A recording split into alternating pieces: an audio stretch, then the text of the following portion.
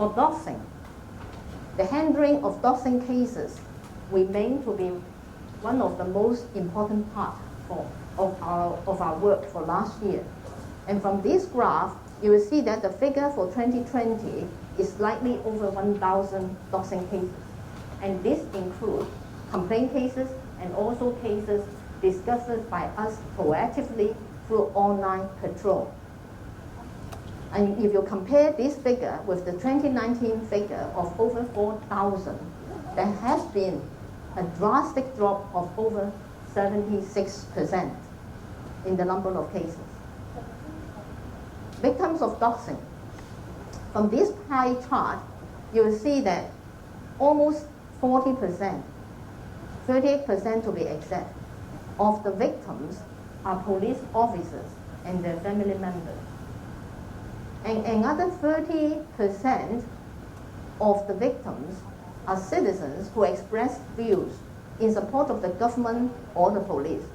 So these two categories together already account for almost 70% of the total. And for those citizens who make comments against the government or the police, they only account for about 10% of the total. Impact of doxing.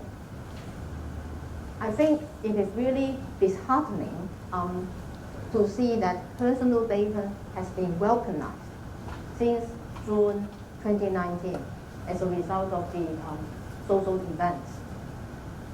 And in recent court cases, Mr. Justice Russell Coleman actually pointed out that the impact of doxing on victims is severe and long-lasting. And the learned judge also said that once personal data has been publicly revealed on the internet, even if you remove the source of disclosure shortly afterwards, the personal data might have already been forwarded to other recipients. And it is almost certain the data will remain on the cyber world forever.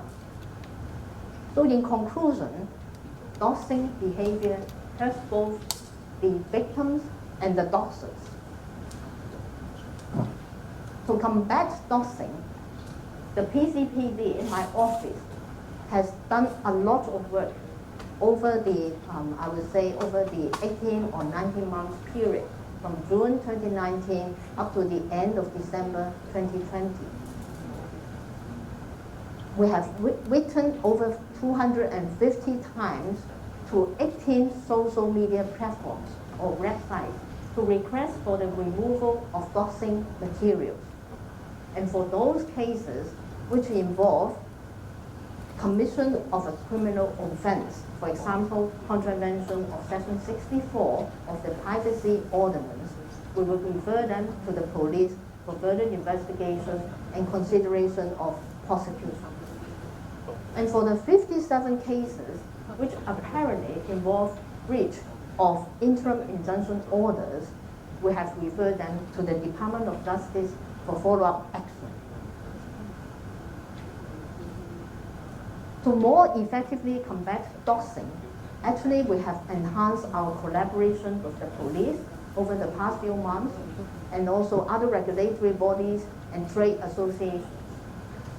And we have also stepped up our education efforts against doxing.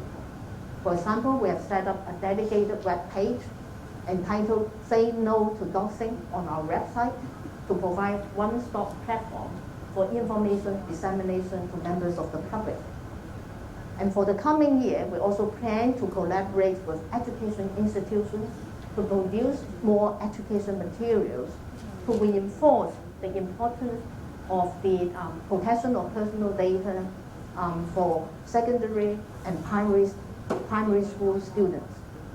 And with effect from today, we have set up a hotline to handle enquiries or complaints relating to doxing. And we hope that through this hotline, people would at least have a number to go to if they have any enquiries, questions about doxing, if they find that the personal data has been disclosed on the internet. My report on Doxxing will not be complete if I don't mention the 5 convictions which we managed to secure in 2020. In 2020, we managed to secure the first conviction under Section 64 of the Privacy Ordinance, and the defendant in that case was sentenced to imprisonment for 18 months for that offense alone.